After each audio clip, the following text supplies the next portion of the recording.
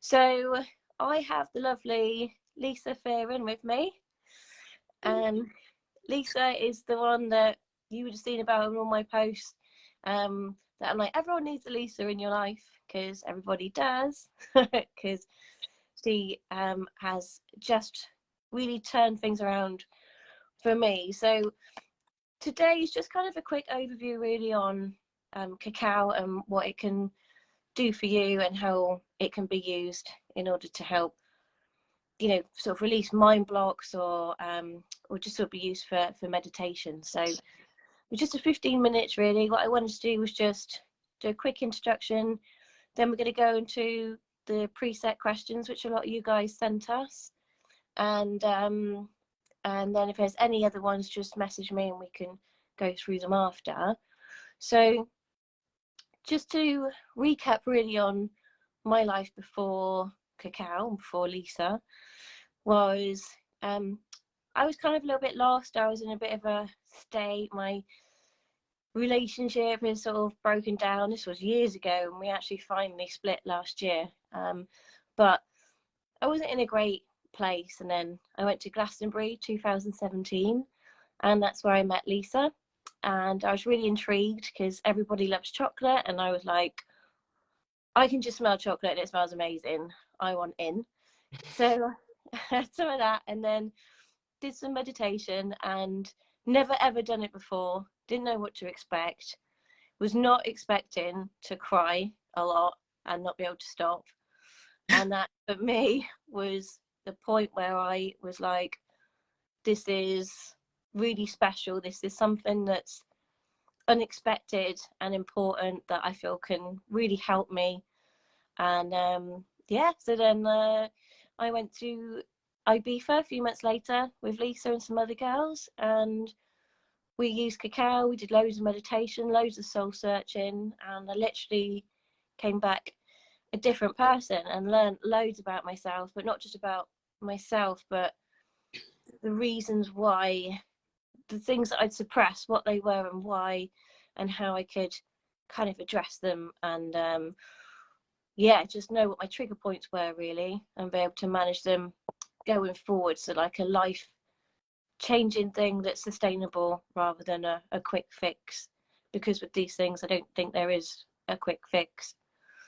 So yes, I just want to get Lisa just to give a quick introduction about herself, so you can see where she's been and how she becomes just this person that I absolutely love. Oh, So go for it. thank you, Laura. Oh, it's so, do you know what? It's so beautiful, isn't it? That we met each other. We'd never met each other before, and met at Glastonbury, and how much when we've worked together, we've connected so much, and how you can really form like a really close bond with someone that, you've just kind of like meet from nowhere, out of nowhere.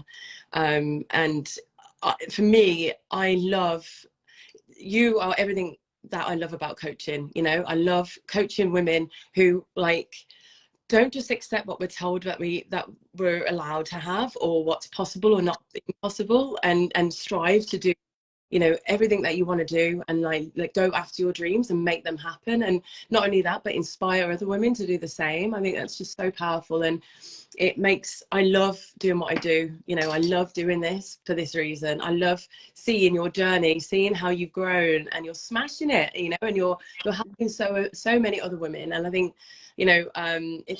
I just think it's so powerful what we're doing. And I think, so to introduce myself, I'm a life coach, so I work with transformational coaching. So I work with mainly women, women who are busy, women who want to live a life without limits, whatever that might be for them. So whether that's around health, and being told that you have a health condition and there's only so much that you can do, and there's a lot, whatever you can't do, whether that's in a career that you're feeling unfulfilled in, or not being given the promotions that you deserve, or whatever, or in general in life, like helping women literally live a life without limits and living life fully.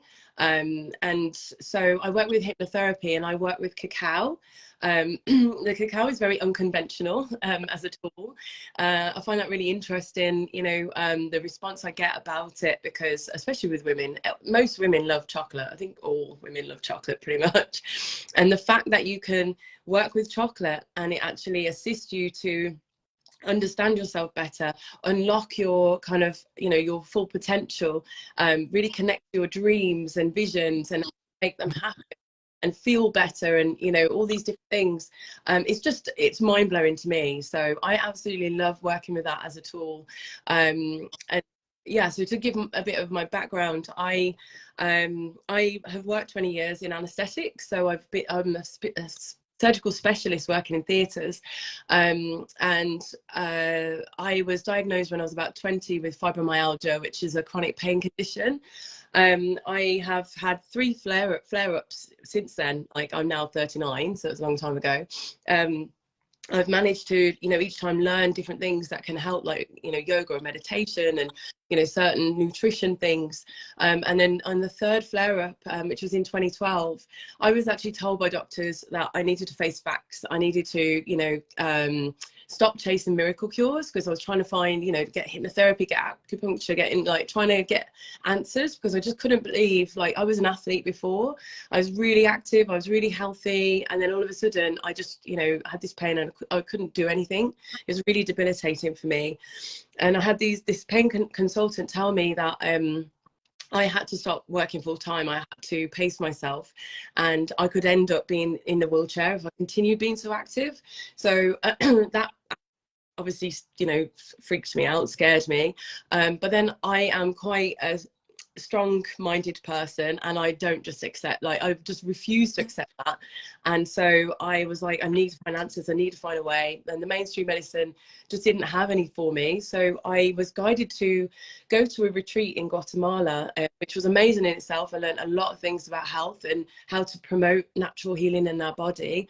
But I discovered cacao through working with a shaman over there, who, so if anyone knows, in, you know, Central and South America, their kind of native practice is to work with indigenous plants, you know, so it all comes down to working with a plant that connects us to our, you know, away from our kind of monkey mind and to our higher consciousness. And that way then we kind of get answers. We get the answers from within ourselves, or, you know, from the higher aspect of ourselves. There are many people looking at, like, different things like ayahuasca and, you know, all these different really strong plant medicines. I kind of was on a journey thinking that was how I was going to discover about the pain. But actually I found this shaman working with chocolate, which I just found phenomenal. I didn't, you know, coming from a science background, I didn't quite believe it was going to be any use to me, if I'm honest. But it was absolutely mind-blowing. It was the most profound experience I've ever had in my life. It was a long session that we did, long kind of meditation, healing work and things. I discovered, you know, how the pain was coming into my body, how I was holding on to it, and then how I learned how to release it, and how to change my outlook, you know, my mindset, my practices, the way I was living my life in order to maintain pain-free. And from that one session alone, I was able to get rid of a load of my painkillers. I was on a lot of different kinds of painkillers for, you know, like, so my shoulders, I had tendonitis, I had impingements.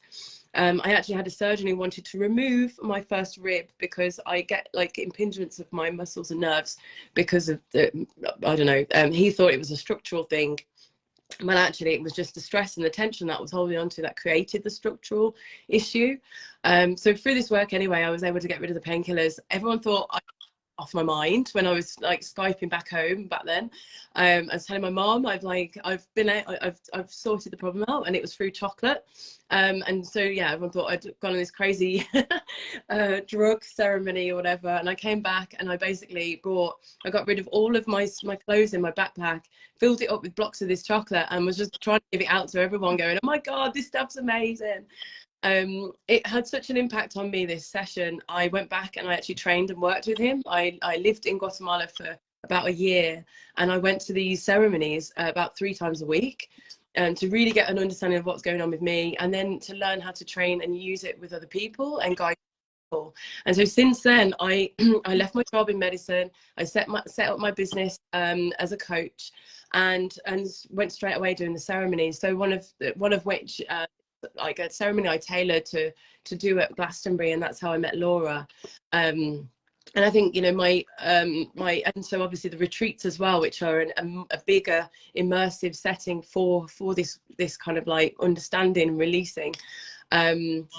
And so yeah, it's just like I've had so many people, you know, have had such breakthroughs and shifts in mindset, shifts in their lifestyles as well. Like your whole life has changed, hasn't it, Laura, since like, you know, being introduced to how to connect with the cacao. And I think my inspiration is to work with women to connect to your highest potential, because we all have that, but we've just not been guided in how to connect to it, and to believe that we have this potential, this huge amount of potential, and basically help women to stop playing small and to dream big. And then to learn, you know, through meditation, you can do all this through meditating, through visualizing, and then brainstorming what are your life goals, and really connect to your highest future potential. We all have that. And to just like then just to shift, you know, our mindset, our behaviors, the way that we talk about things, to get into alignment with it. So yeah, that's the work I do. And it's really, really powerful. It's really beautiful to see, you know, so many women I work with who totally like just like took their power back, and have just like shifted and in like stepped up their lives in so many amazing ways. So yeah, I could talk on it. I know I've just gone on quite a lot there. No, I think it's great. And I remember when we were in Ibiza, and after we had that session, you know, I kept crying that one. And I was like, I can't do my job anymore. I can't do it. I was quite high up in a global supply chain role, and was just stressed out all the time, and I hated it. And I remember saying to you, I'm quitting. That's it. I'm done. My life's more important.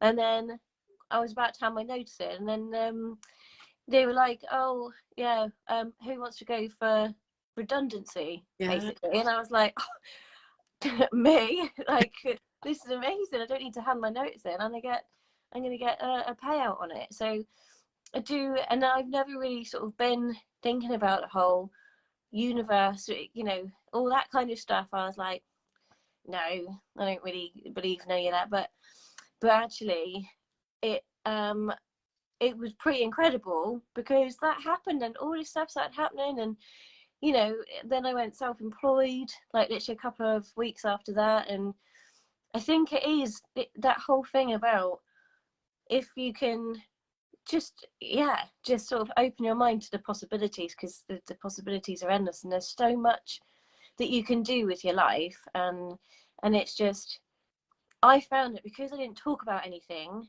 and I wasn't, because for me, I thought, if I say how I really feel, that makes it real, then I have to deal with it. And if you have to deal with it, it means that it's going to be painful. And the one thing I really came out of it was, when the pain of staying the same is more than the pain of change, it's time to change. And I think that's when I just sort of accepted that it was going to be hard, but it's going to be worth it. And so for me, the cacao was just incredible. And I mean, we've had a few Zoom sessions on cacao, haven't we, as well? And I rung you in a panic going, my fucking life is over again. And then you just come in and saved me. But yeah, it is really, really important. And I think, do you know what? Just give it a go, because what have you got to lose? And I think you should always give everything a go, you know. And if it's not for you, it's not for you. But at least you can say that you've tried it, and it's better to try than to stay the same forever and nothing changes. You might just find that one thing that really changed your life. So yeah, absolutely. I think as well, you know, I think there are so many different aspects that you can work with cacao with. One is, if you're feeling stuck in any kind of area in your life, if you're feeling like, you know, and I know so many of us probably are feeling that way right now, where you just know that it's like you're feeling unfulfilled, or, you know, just like something's not right, or you need guidance, or you need kind of like yeah, like just kind of like more focus, it really helps with that. It really helps with, so basically I say it's like having a conscious conversation with your subconscious.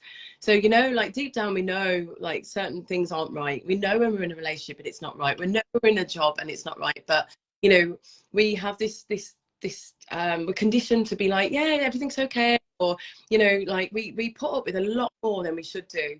And I think most women are taught to play small. We're taught to just accept. We're taught to just, you know, be grateful for what we have. You know, that's the funniest thing. And I have, my family says this quite a lot to me. Like, why are you leaving that job? Like, grateful. That's a great job. You're getting paid really well. Or why are you, you know, why are you leaving London to go to Guatemala? It's, you've got a great friendship group or whatever. And it's like, it's the hardest thing to leave something that's okay, to get some, to actually get a life that's amazing, you know, to, you know, like we all have like massive like potential for our future, and but it does take sometimes letting go of things that are okay, but to strive for better. And actually I think we're taught like that's almost like seen as selfish, or you know, kind of not self-absorbed to do that, but actually that's what we're here to do. We're here as human beings to evolve and to grow and, you know, to expand into our highest potential. And women, I think I know so many friends who have never even thought about what they do. You know, they're not happy in their job, but they're doing it because it's something that they know and they know they're good at, but they don't allow themselves to even think about what they'd love to do. Because yeah, it always feels hard, and like and we tell ourselves it's not possible, but actually it doesn't have to be hard. It can actually be really easy. And like you said, however you believe, like things do shift. And you know, whether you call it law of attraction, or actually, you know, I've recently been learning about like the way the mind works, and we have a part of our brain that gives us more examples of the thing that we focus on, and it's called the Reticulating System. There's actually a part of our brain that just wants to give us more of the same thing. So if we look at how bad the weather is and we're just constantly focused on that, our brain will look at more examples of that somehow. Or, you know, if we look at how people let us down, our brain will show us more evidence of that. Whereas if we actually train our brain to look at for the things that we want, or to bring in the things that we want, it finds those opportunities, because it has to kind of distort and delete, generalize, because it can't take in everything. So we feel like we have, you know, we have this kind of sense of our reality, but it's only one aspect of it. I mean, that's going quite deep, but I think, you know, for example, when you said you all of a sudden got offered redundancy, that might have always been there in the pipeline, but you weren't seeing it because you were focusing on the other things. But then when you were open to like, right, I need something to change, that came in, which seems kind of, you know, almost magical or whatever. Like, wow, how did that happen? But the more you connect to that, and you kind of, you have an expectation that things can flow in that way, they do, and life can get really magical actually. Yeah, and I think it is right. Let's say if you're looking at a new car and you're looking at, I don't know, a BMW 4 Series, just because that's what I'm looking at. An old one, by the way, not a new one. I haven't afford that yet. Got to change the car, but suddenly, that's all I'm seeing is this car that because it's in my brain. So it is like, you know, you sort of train your brain, and it'll seek out the things that we want it to. So if you know, you want it to kind of concentrate and seek out on the things that are going to help us and the things that are going to enrich our lives, and that should be, you know, we should see sort of more of that. It's just opening our minds and training it. So, and Yeah, that's what Cacao does. well, yeah, and that's why it works so well in this aspect, you know. So I work with a lot of women who want to lose weight, get fit, you know, keep to their goals that they know they want, but then life gets in the way. And like you said, Tony Robbins always says that we've got two driving forces that motivate us in life, and that's, one is away from pain and one is towards pleasure. And so, you know, like when the pain gets so high, we think, I can't bear this anymore. We will take action, and we'll do whatever it takes to get away from that pain. So if, you know, we've all had it where we see that one picture where you think, my God, I look awful, like I look, but where did all that weight come from, or whatever. Yeah, like that then makes us think, right, that's it, I'm going to the gym. And you go every day and you're eating the right foods or whatever, and then eventually like you feel good about yourself, and so it's not so painful and the pleasure of going to the gym has reduced because now you're getting bored of it. And so then we just back off, and like we have to keep, you know, connecting to the feeling of the pain, what that will happen if we go back there again, and the pleasure of actually when we do achieve the goal and keep it, you know, going. So I think, yeah, what seeing way, if we're constantly, you know, in the opposite way. So I work with a lot of women who want to lose weight, and they've said, you know, they've changed, they eat the right things, eat the right diet, and they're doing the exercise, but it doesn't seem to shift, or it doesn't seem to last long, whatever. But a big part of it, a major component of it, is the mindset as well. And, you know, what are we gaining from having that weight? Because somewhere psychologically we're gaining with we call it a secondary gain. There's something that it gives us a positive of it. So it might keep us comfortable. It might, you know, keep us away from people, because actually we're like, you know, you might not have the confidence. So that gives you an excuse to say, well, I'm not going to go to that party because I don't feel comfortable in that dress or whatever. And it kind of like in a crazy way, our subconscious will keep us away from things in different ways. But that's because our focus is on, for example, looking at Instagram and how amazing everybody else is, and that whole comparisonitis of like how beautiful everyone else is, and then looking at ourselves in like a negative, and then that starts to build up a picture in our mind that's not necessarily true, but it then our brain starts to look for more evidence of that, you know, like, and we'll try and put on the smallest pair of jeans and make ourselves feel like shit, but actually, like, why didn't we try and put something on that does fit, you know? So there's ways we build up evidence to prove what we're thinking is true, and our brain will start to find it. And so, you know, we do that naturally in the negative way, but it's about then knowing how to use our mind in the positive way, you know, and start to reinforce those new neural pathways to help us to keep our goals. So, you know, like, for example, it's the new year coming up, and everyone's starting to think, what is it that I want to do? 2022 is going to be the best year. I want to, like, I'm hearing it all now, like, from the, you know, the people around me. Oh, I'm gonna lose weight. I really want to get like to this figure. I want to get, like, you know, I want to get ripped. I'm hearing so many people say that they want to get ripped now, and it's like, yeah, so I'm gonna Huel. Everyone's on this Huel diet, and yeah, because I'm gonna get ripped and I want to do this. And I've already seen it, you know, like people, it doesn't last very long, because you need to put things into place to keep the momentum going. And mindset is a lot to do with that, and also, you know, that whole like self-love and really like self-acceptance, and being like backing ourselves like the whole way, rather than like, it's almost like, you know, there's a part of us that acts like a bully, like whipping us into the gym, and you've got to do this, you've got to do that, we've got to and yeah, that's painful, so we're just not going to do it.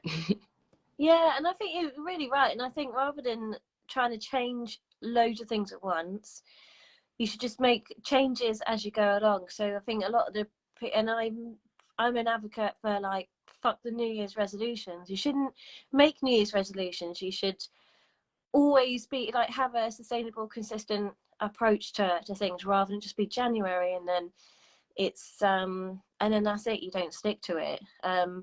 But, like, you know, if you can start with yourself, you know, your mindset, your self-worth, if you can change or start to perceive yourself differently, and add in these little things which are going to help you to do that. So, you know, daily affirmations is a great one, rather than, you know, like looking at yourself and thinking, oh God, I'm really fat, I'm hideous, I'm ugly. No, you look at yourself and you go, I'm fucking awesome, I'm worthy, and I'm strong, and I'm amazing. And Yeah. the more you say that to yourself, the more that your brain is going to go, yeah, damn right you are. And you kind of believe it. So it is that whole, the stories that you tell yourself become the truth. So why would you, you know, tell yourself that you're not worthy of anything when you are? Yeah, yeah. And so that sort of stuff's really powerful. But I think this has been great. I love these conversations, but I could go on for hours as We've well. got for ages. I'm mindful that I've got us into a conversation and we're not actually answering the questions. I know. Yeah.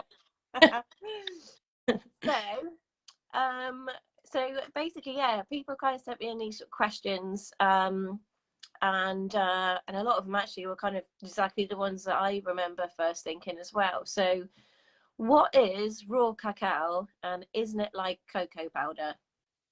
So, you know, the cocoa that we've been brought up with, I guess, in this country. First start off, I never liked hot chocolate as a kid. I just found it, I don't know, it doesn't taste anything like it. So the cocoa that we know is, I could call it cacao. It's obviously the Spanish word for chocolate. Cacao is, and I personally, we call it that because it differentiates it between the one that we have and is known to us, like the Cadbury hot chocolates and that kind of thing, to it's the pure form, which comes from Central or South America. The cocoa generally is like just pure milk. So, you know, say for example the Cadbury cocoa powder, my mum used to always have this and I didn't like it.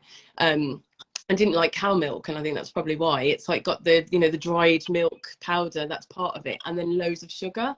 So it's just like this milky, I remember thinking that doesn't even taste like the chocolate, like dairy milk chocolate and then dairy milk hot chocolate didn't for me taste the same. So that's the difference. Basically our chocolate is pretty much zero cacao solids and it's just milk and sugar. So for example, now I have the, you know, the pure chocolate. Like someone bought me an advent calendar for Christmas, you know, with dairy milk, and I just can't eat it because it's too sweet. I used to love dairy milk and Galaxy or whatever, but like it's interesting when you come off of it and you have the real chocolate and you go back to it, you just think, oh my god, pure sugar. So that's the difference. Is the cocoa that we have is not, if you have a look, it tell you how many cocoa solids that it has. Usually it's about, well, they say I think it's about 20 or 30%. So there's hardly anything. And then also because it's so mass produced and it's like literally been put through a factory, it's gone through really high heat processes and also mechanical chopping and all this kind of stuff. So it breaks down the actual components that are good for us, which I think probably is another question. But yeah, so generally it, like the actual plant itself has been like, let's just say burnt to a crisp and there's not any of the goodness within it. So it's just pure for the taste perspective. Yeah, that makes sense. Yeah, because I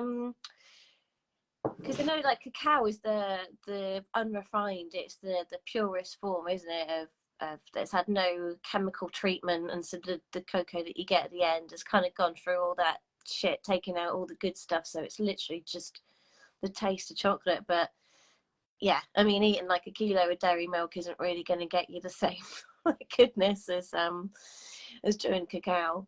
Yeah, people, I guess we don't realize as well. So for example, you know, big chains of chocolate makers like Cadbury's, not that I'm putting them down with it, but they obviously have like a massive quota that they fill. So their plantations that they have are the way that the agroforestry, I know bits about this, but I'm not very good with this, but there's a certain way that you're supposed to actually rotate the plantation, so you know, like you're keeping all the nutrition in the soil and things.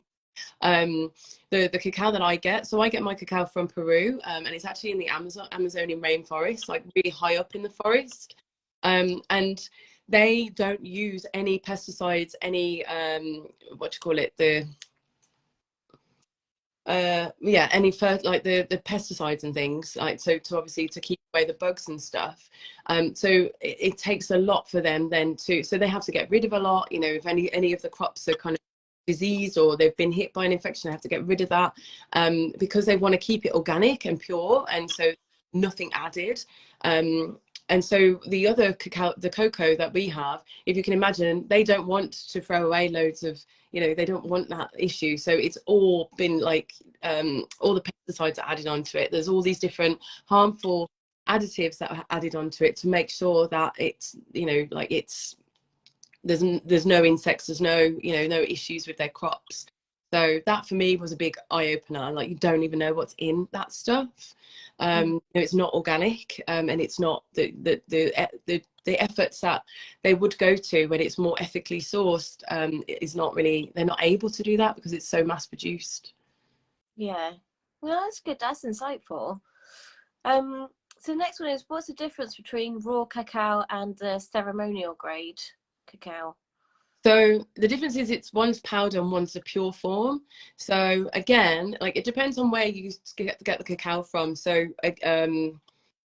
if you just get like a general cacao powder, like, and you look at the ingredients, it's probably chopped up with other things. It's amazing. I think people don't realize, even I say this to my mom, she buys like salt, sea salt. She's like, yeah, it's great, it's sea salt, but it's all, you know, powdered sea salt. And then you see it's not just sea salt, it's something else, and it's all these different things to preserve it, to stop it from caking up and all this stuff. And it's like, so you haven't just got the pure salt, mark, you've got all these bits of shit in it. It's still got chemicals. So it says that, and then it's got all the shit on it, you know, like, and there's so many things where you think you're just buying the thing, but actually it's got other things in, you know, added into it for this, that and the other. So with the powder, I always say, like, make sure you get it where it's raw and organic, and it is just pure powder, pure cacao powder. And that way then, you know, there's nothing added and nothing taken away from it. So, you know, it has all of its ingredients that you want for the health benefits, and it hasn't got all this added stuff, which obviously have, you know, they can have negative effects on our body. The difference between the powder and the ceremonial, I was just thinking if I've got any to hand to show you. I haven't. No, well, actually, do you know what? I've got my phone balancing on my cacao. This is the cacao. I don't know if you can see. It's all, so I've chopped this down, but it comes in massive blocks.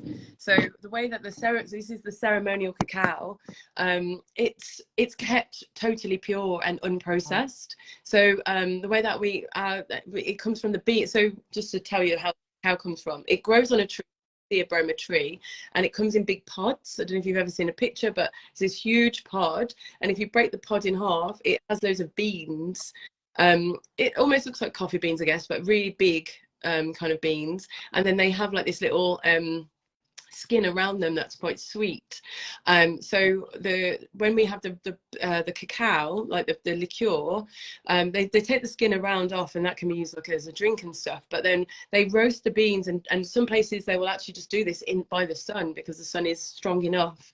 But it's roasted, or their tradition is to do it on basically rocks that with a fire underneath, and you just roast it on the rock, so it's kind of kept so it's not over roasted.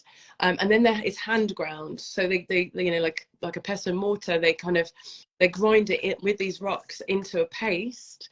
And then so that bean then turns into a paste that then solidifies, and like, so they do this in like, you know, and put it in like massive kind of containers, and then that solidifies, and then that's how I get it. So it's totally, so it's keeping all the cacao butter. So the difference as well is cacao powder doesn't have the butter's taken away, and which is how it's made into the powder. Because it's the cacao liqueur as a butter, it kind of then solidifies and keeps like that. And then the reason why we use it ceremonially, so say for example, I work with my teacher, the cacao shaman. His cacao comes from Guatemala. That's highly volcanic, you know, so there's really active ingredients in the soil. And the cacao I have now, my Amor cacao, is from Peru, and this is from the Amazon. So, you know, they use it as a sacred plant medicine. So both of them are from sacred land, and they're used traditionally, ceremonially. So that's why it's ceremonial. It's kept that, you know, so spiritually people say that these plants have an energy about them, and when we work with it in the ceremony, we're working with the spirit of that plant, the energy of that plant. So there's different ways you work with it. You know, it has the nutritional aspect, it has the aspect where it has this effect on our body, which we can talk about in a bit, but yeah, it also has this energetic, you know, spiritual component as well. So it works on many different levels. So the powder is more the nutrition. Like, to be honest, the powder is about you use that for baking, you use that for making chocolate. It has some nutritional properties. So, you know, I know people who buy from me and they use it for diabetes, and I'm not saying that it treats or cures it or anything, but through that, you know, they've researched and they've realized that it can help them with that. But, you know, to off real chocolate, like the chocolate we think is real, the Cadbury's, and to go on at, you know, like the proper chocolate. And yeah, so I have people who buy it for the nutritional purposes, I guess. My granddad uses it a lot because he has you know, problems with his blood pressure and stuff, and it actually helps him regulate his blood sugar. My granddad's Jamaican, and I found out actually his granddad used to have a cacao plantation when he was younger, so it was my granddad's first job actually, working with the cacao. So he knows they used it medicinally, you know, back in his day, because they only used plants, you know, for if they got ill and different things. So Yeah, it's interesting. I've learned how traditionally he used it in the same way as well. So it has a lot of that. But the powder, you don't know how much you get from the powder. The liqueur, it has all of it, all the active ingredients. So the ceremonial cacao. Yeah, yeah, that makes sense. All right, so this one's a good one. So what exactly happens to your brain when you take the cacao? So how does it work with, you know, like the meditation with the sort of opening your mind? So, do you know, there's so many studies that are out there right now, and there's a lot of research that's been done for the last 5 years or whatever, actually proving the effect that the cacao, pure chocolate, actually has on our brain. So it boosts our cognitive performance. It boosts our brain power, basically. It's said to increase the blood, what do you call it? The oxygenation of our blood to the brain by about 30 or 40%. So if you can imagine, we're getting much more oxygen to the brain, obviously to all of our body, but to the brain, which we wouldn't normally have. And when you work with cacao in the way that, you know, I do, and me and Laura has, where we're meditating with it, and you know, so cacao works beautifully on it with intentions. So however you want to intend to work with the cacao, you know, so when we're meditating, it allows us to go very, very deep into relaxation, the most relaxed you're ever going to feel. And you can go into a much deeper meditation. So people who say, oh, I can't meditate, I can't switch off, it actually allows you to do that more. It enhances it. But at the same time, if you intend to have the cacao as an energy boost, I actually work with a brand called Morning Gloryville, and it's a sober rave, basically, sober party that we have in the mornings in London, and we went worldwide actually at one point before COVID. And I provide the cacao for a natural high and a natural energy boost. So it's crazy to think that on one hand you can actually use it and it boosts your energy, and you can feel this like, yeah, and you just dance and you don't care, you know, like the whole dance like no one's watching. Literally, it just gives you that feeling of not caring and just letting go. But then at the same time, it can actually induce a state of relaxation and like really deep meditative state.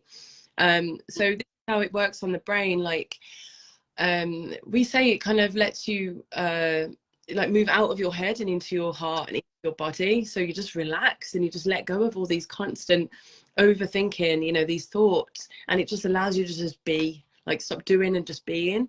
And the way that it does that, it activates certain parts. So it works on the neurotransmitters in the brain. So certain receptors, it activates to induce this relaxation. And so this is how we say, like, it's like a heart-based plant medicine. When you work with it, it's very heart opening, because it actually releases serotonin and endorphins and like all these different like even dopamine and oxytocin, which are all the body's feel good hormones. So it gives you this feeling of just bliss, feeling good. And so like to the point where you can feel really loved in certain settings. I don't know if you remember, like when we were in Ibiza, so on our retreat, there was like a couple of times when, you know, we've had the cacao and everyone's had their shifts and stuff, but then afterwards we'll have dinner and stuff, and everyone's just on this high vibe. Oh my God, I love you guys, and hugging, and I love life, I love this place, and you just feel this like real kind of natural euphoria of just gratitude and appreciation, like this high feeling. But usually when we feel that, we give it out to people, you know. Usually when you feel that, it's to, you know, a loved one, or, you know, a child, or, you know, a little animal that you just absolutely love, or just, you know, like we will always project it out. But when we're working with the meditation, and you're working with your own intentions of what you want to work with, you're bringing that love back in. So you're feeling that real loved up feeling, but you're for yourself. And I think that's why quite a few people like have this feeling of emotion, like this emotional release, and realizing, oh my God, like I'm actually, things aren't that bad, and I've done so well. And we see ourselves for the first time, like in a different way. And then this is all because we're like, so it kind of, what they say, opens your right brain. I've got friends in the medical profession who don't believe in right brain, left brain, whatever, you know, but basically there's our brain on the right side, if you like, that open up our perception, like, so we look at things in a different way. So we just start to let go of the monkey mind, and, you know, like our reptilian brain, our kind of you know, the fight or flight. So this is another whole nother story. You know, we're learning now that there are actual psychologists who are employed to, you know, create these advertisements, whether on TV or whatever, all the advertising, the promotions and advertisements that we're like being exposed to are designed in a way to kind of trigger our fight or flight, to trigger our sense of survival. Like, you need this product because this and this, and it triggers us in such a way we're constantly, they reckon, in this fight or flight mode now. And if no one knows that, like, that's, you know, in our evolution, there's part of our nervous system that is geared up to help us get out of like emergency situations. And back in those days, it was, you know, the caveman times where like a lion was about to get you, or, you know, you needed to run for your life, literally. It's survival mode. We don't need that anymore, but it fires off like in all sorts of circumstances. You know, if you feel like you're being confronted by someone at work, or, you know, like this whole comparison thing on you know, Instagram or whatever, we're feeling like constantly like we're not good enough and insignificant. It brings up that survival mode, you know, that fight or flight. So always in a state of hyper stress, and, you know, like all those like stress hormones being released, like the cortisol, adrenaline and stuff. So we're always in this state. And so it means a certain part of our brain is always active. This part of our brain that wants to keep us safe, keep us comfortable, fight, you know, defend, and all this kind of stuff. Like, it's quite stressful and erratic.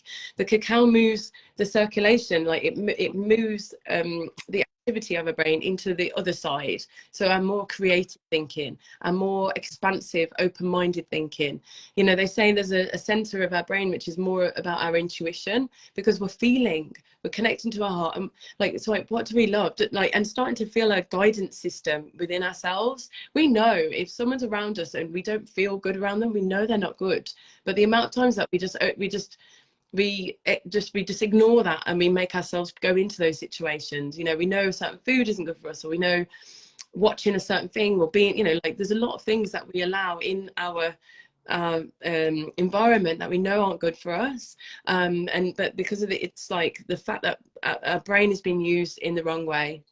And so it allows us to come from a different aspect of thinking. And when you come from that aspect of thinking, you realize that you see the opportunities, you see the potential in things, you see the positive, like, as a default rather than the negative. So it's amazing actually how it allows us to work with our mind in a different way, rather than our mind working, you know, like working for us and like kind of pulling us like around. We're actually harnessing control of our mind, because we're feeling into it, and we're coming from a more feeling aspect rather than a like a reactive, you know, like quick, like, yeah, kind of defensive. So it's really, yeah, amazing for the brain. That's a really good way of putting it, actually. And the thing is, it's good to, I guess, to kind of talk about like how there is actually sort of a scientific sort of based evidence of how it can work. It's not just, you know, like something that from hippies, you know, which is, I think a lot of people kind of just think, oh, how can you use chocolate for that? But actually, it, you know, there's a lot of research on how it can help, so that's really useful. Yeah. So some of the other things that people have asked is to make the cacao, is that something that they can easily make at home? Yeah, so you know, I just think there's different ways you can work with the cacao. So obviously you always share these amazing tutorials on how to make different smoothies, and, you know, your what are they called, like the smoothie bowls kind of things. You can just use a cacao powder in different things like that, and it's just easy. Just add it as an ingredient. It, like they say, the medical profession say 5 to 10 grams of pure chocolate, real chocolate a day is actually good for our heart health. So it's good for the cardiovascular system. So it's good for blood circulation, good for, you know, like maintaining a balanced normal blood pressure. It's really good for our heart health. So if you think of it in that way, when you just kind of adding in the raw cacao powder, you know, saying to your smoothie, and you, like, so 5 grams would be like would be like a tablespoon, I guess. So you could easily introduce cacao into your nutrition as a natural energizer, and kind of like for the nutritional value in that way. or to make the hot chocolate drink, I've left mine to sit, but so I've been drinking my cacao while we're having the talk, just to kind of connect and things. But you can see a little bit of it in here. I would, so with the ceremonial cacao, I just feel like there's over 200 plant compounds, like active compounds in cacao when you have the ceremonial cacao, and they do all sorts of amazing things, you know, like as I said, really good for your heart health, really good for your mind. I'm working with more and more people who want to come off coffee, and it's not to say I hate coffee or anything, I'm not a coffee hater, but like I like to have one coffee in the morning, but I am seeing how the effects that it has on my mind. If you want to stop thinking, like overthinking, and if you notice yourself getting quite anxious, like we were just talking now, we're in such crazy times, you know, like I'm literally, it feels like I'm in a zombie film and everyone's kind of going down around me with COVID. It's unbelievable. I was just saying to Laura, like I actually felt a little bit out of it this morning because I had to have some night nurse last night, because I've just found out a lot of the people around me have come down positive with COVID, and I wasn't feeling great the last couple of days, and my first immediate thought was fear and thinking, oh my god, I've got it, I must have it, they've got it, I'm feeling weird.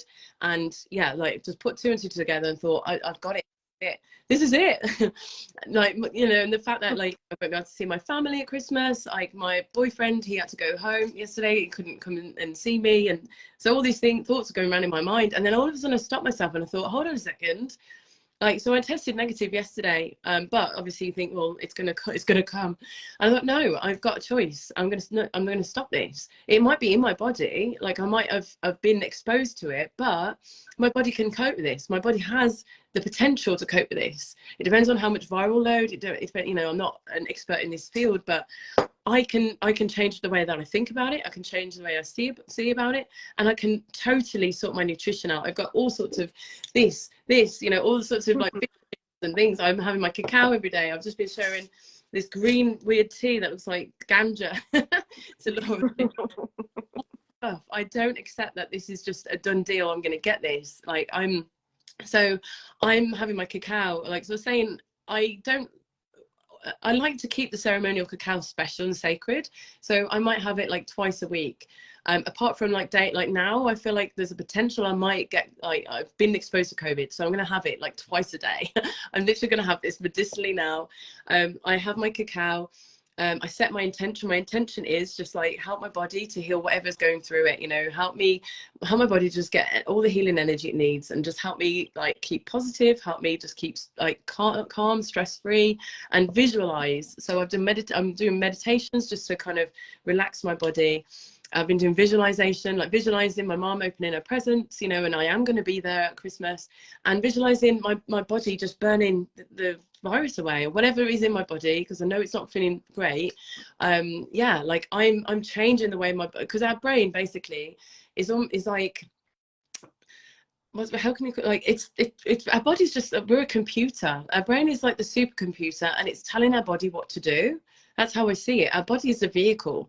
Like our brain is just telling the body what to do, how to function, you know, given instructions through our nervous system. You know, like the nervous impulses that we get are the instructions that our supercomputer are telling our body to do. You know, like moving my arm, there has to be an instruction in order to do that. So, you know, our brain is sending instructions all the time, but we just don't know about it because it's subconscious. But it's also sending subconscious instructions of the negative kind, you know, unless we like consciously stop it. So the whole idea of this, you know, worrying about COVID and like the situation I've just said about, like naturally, because of all the worry and all the fear, I'm starting to have these fearful instructions of, oh my god, it's happening, and I am working on whether it works or not, let's see. But I've like deciphering that, you know, and then bringing in my own higher instructions, my own positive instructions, and either way it's better than stressing and getting panicky. But yeah. I think, yeah, so the way that I think is a really beautiful way of working with the cacao is, you know, if you're at a turning point or a crossroads where you just think, I need some guidance, I need some insights, just clarity on whatever situation, When you have the ceremonial cacao, you set your intentions of what you want the guidance for. Follow a guided meditation. Like there's one that I have. I've got quite a few on my YouTube or whatever. Any kind of guided meditation. Like then you just listen to some kind of music that will allow you to just meditate and just be, you know, like out of your head, out of your thoughts, and just see what comes, see what guidance comes, see what feelings that you have come. This is kind of what we do with the cacao ceremony work.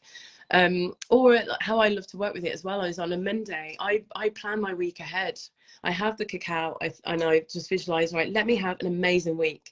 Bring me, you know, guide me to people who are going to help me with my mission. Guide me to people who are like-minded, who make me feel good, who inspire me, who motivate me. Like, give me inspired ideas and thoughts. Help me be healthy. Help me, you know, get opportunities come to me that are going to help. Like, and then just, you know, have the cacao, meditate, and ideas come to you. It like literally gives you so many insights and ideas. And like Laura was saying, I think it guides things to you however you want to see it. Like things start coming and your life starts changing when you work. It's this intentional working as well, you know. So say for the warrior woman movement, whatever the goals that women are working with, whether it's, you know, being more fit and like having a real strong fitness and health, or losing weight, or, you know, feeling good about ourselves. I think ultimately that's what it is. It's about wanting to feel good in our own body, whatever it is, on a beach, like at a party, just generally, or in front of, you know, your partner, and wanting to just feel like you can radiate and feel great.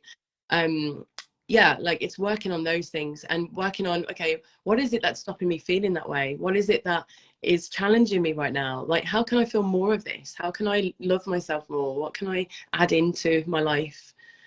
So yeah, it just kind of helps us bring the mind, you know. So I think I really like that analogy of our brain being a supercomputer and our body being the vehicle. So if you think about like when we're working with our fitness and, you know, training programs, that's building up the vehicle. That's like almost like your MOT, isn't it? You're like you're kind of all the issues, and then you're getting it strong, you're getting it at its highest performance, but you need the mind as well to kind of direct and to give all the right signals.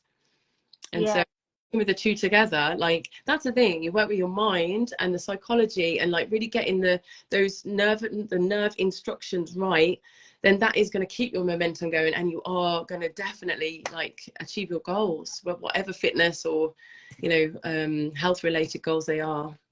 Yeah, definitely. And it's worth saying as well about, you've got videos on exactly how to make the cacao on your YouTube channel, and so I'll we'll put that in the comments on this afterwards as well. Yeah.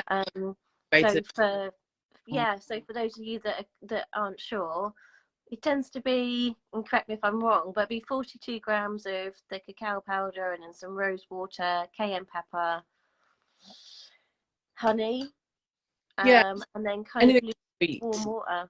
Yeah. So it's lovely.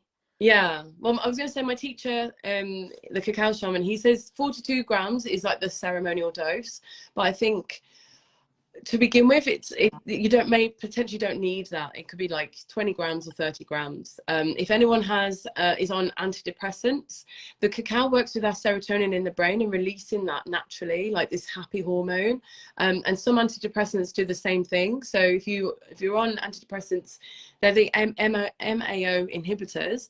You don't want to use like that whole 42. You just use a half a dose because it'll give you a headache. So it's just going to flood too much of those serotonin, but 20 grams is fine. And then if you're pregnant as well, to not have that whole dose, but just to have about 20 grams, like 15 grams or so, you'll still feel the effect and you still can connect to it. Like, so it's just about kind of just testing out what's right for you really, and seeing. But the cayenne pepper activates the cacao, so it actually works, you know, in a even more powerful way. So just a little tiny sprinkle, because that's hot stuff. Yeah, I found that out the hard way. I remember I was like, oh, I can't remember how much he said. I'll just bang in half a teaspoon, and it was like, whoo, it was so spicy. Like, I mean, it's circulation, that is, so it's only going to have benefits. it was good though. But yeah, I think and that leads on actually to the last question, which is how do you know how hot to have it? So obviously a lot of people will be thinking that they just need to boil the kettle and then pour that in, but obviously that will probably kill a lot of the enzymes in the cacao. So how do you sort of know what temperature it should be? So, I mean, so there's two, like, yeah, we'll share the video of how to make it. But I basically, I use so I use my little hand blender because it makes it nice and creamy. Some people like to do it totally traditional and like melt it in, you know, a saucepan, or you could actually, grate it up or make it into kind of smaller pieces. So the proper ceremonial cacao comes in a big chunk, so you can either grate it down, chop it down, or whatever. If you chopped it down and added water and just made it like in a cup, it's almost like making gravy rather than like a normal cacao powder. So you kind of just make a paste and then you add more water. So in order to make the paste, it needs to be quite hot but not boiling. So we say not to have boiling water, because that'll just it just deactivates the enzymes and you won't get the full power of the cacao. If you do it in a blender, you don't need to. It can be a lower temperature because it's just blending it up, and you just blend it literally for like 20 seconds, 30 seconds, like not a lot. So it's still has all the active ingredients. I would use kind of like partly so boiled hot water, so you've left it to sit for a couple of minutes, and then add a bit of like cold water as well, just to make it kind of warm to hot. But it is a bit of a what do you call it, a process of learning how to do it. But one thing I really like, I've been kind of sharing about this more with people, like working with the chocolate like this it's so much more than chocolate. It's more about creating a lifestyle. It's about creating like a way of again, we're talking about like where it comes from in the Mayan lands or the Aztecs and Incas. They use this traditionally as medicine, as a way of connecting, as like, so to come together as a community and different things. But they use this ritualistic in the way that it allows you to connect to yourself deeper. So I really like working with the cacao, and I have a lot of people, like I said before, coming off having coffee in the morning. I find the way that we have coffee in the morning is so unconscious. It's just basically like, you wake up and you're like, oh, I've got no energy, need a coffee, throw it down your neck. Like, it's all very like fast, reactive, like, and the coffee will have its effect. You have this peak and then you'll have the drop again. You need another coffee, peak, drop. But actually, if you start to introduce having cacao in the morning instead of the coffee, you literally can set yourself a bit of a routine and a ritual. Like I have, because it's something different. I'll have my cacao, I'll smell it. I'll just think, okay, right, how do I want my day to go today? Right, I want to, I don't know, meet this kind of person. I want to get my workout. I'm going to achieve these things. I drink my cacao, and it's almost like giving yourself permission to have a bit of time out, to have a pause, to be intentional, and to really think about, how am I going to go about my day? I don't do that with a coffee. The coffee, 1 minute I've got the coffee and I think, oh, that smells good, and the next minute it's gone, or it's partly gone cold because I've just not even thought about what I've been doing. There's no intention there. It's just all about like this fuel that I'm getting down me, and so there's something really detached about having a coffee for me, and maybe it's not the same for everyone, but the way that I think is really nice to work with the cacao is this whole feeling of intention, and having this kind of like just like giving yourself a pause, thinking about your day, and realizing I'm giving myself something here that is going to make me feel good, that's going to actually enhance whatever I do. Like, how do I want to use that? So I have a couple of videos as well I can share with you that I've done on YouTube, which kind of shows just a bit more about how you can work with the cacao. And I've shared with you as well the link with the cacao gift boxes. Today is actually the last day that I will be able to send them out to people if you wanted them for Christmas, in time for Christmas. But they're a really nice way of, one of them is almost like a starter pack for cacao, for working with it as a ceremonial cacao. It has, a little pot of the coconut sugar that you can sweeten it with. There's the cinnamon and cayenne, like a little tiny bit of the cayenne. Instead of having rose water, it's actually got a rose tea tea bags, so you can actually make a tea and then pour that into your cacao, so you make it, you know, instantly like that way. And then there's like little things like frankincense that you can burn. The frankincense actually helps, you know, you breathe that in, it's good, it has, you know, good medical components as well. It helps relax us, it helps you know, with the brain again, like refine our focus on certain areas. And then there's like a crystal and lots of different things to help you with working with the ceremony, like how to work with ceremonial cacao. I am offering as well a free half-an-hour like coaching session for people to know how to use it, like how to really work with it and get the most out of it. Because I feel like, yeah, it has so much potential for people, but it's a little bit hard to know where to start with it. And then, yeah, so I can share details of that as well. Yeah, that'd be good. And also just for everyone, so you would have had all of these details in an email as well, I think yesterday, just so you should have the link and the code. I think it's Amor Cacao Love, isn't it? Yeah. And it's on Lisa's shop on Etsy, so that'll be in your emails as well. I know probably loads of my emails just goes into people's junk, so Yeah. just double check that. But I will just put that in the comments as well on this. But I do think it's well worth connecting with Lisa and sort of having a half-hour kind of coaching just to learn how to use it, because I do think it really could be the start of something really amazing. And obviously Lisa and I have collaborated, so for the fitness programs that I've got launching next month, like this coaching session or the cacao session with Lisa is going to be the start before you do any of the workouts or anything. So the idea is to kind of help you to understand like any self-sabotage that you're doing, sort of release any roadblocks that are stopping you from getting to your goals, and just kind of understand yourself a bit more, recognize the trigger signs, and what you can do when you get there to, you know, to really make sure that you carry on your transformation journey rather than give up, which is probably what you've been doing to date. So yeah, just give us a shout if there's any questions that you've got. But yeah, I mean, I know we've been going on an hour, and originally I just said it was going to be 15 minutes, but there's just so much to talk about there, isn't there? It's just huge. But I think we will have to do this again, Lisa, and yeah, definitely in the new year, and like choose a topic to really go into, because there's so much. This is just the tip of the iceberg, really. There's so much more to this, and there's just so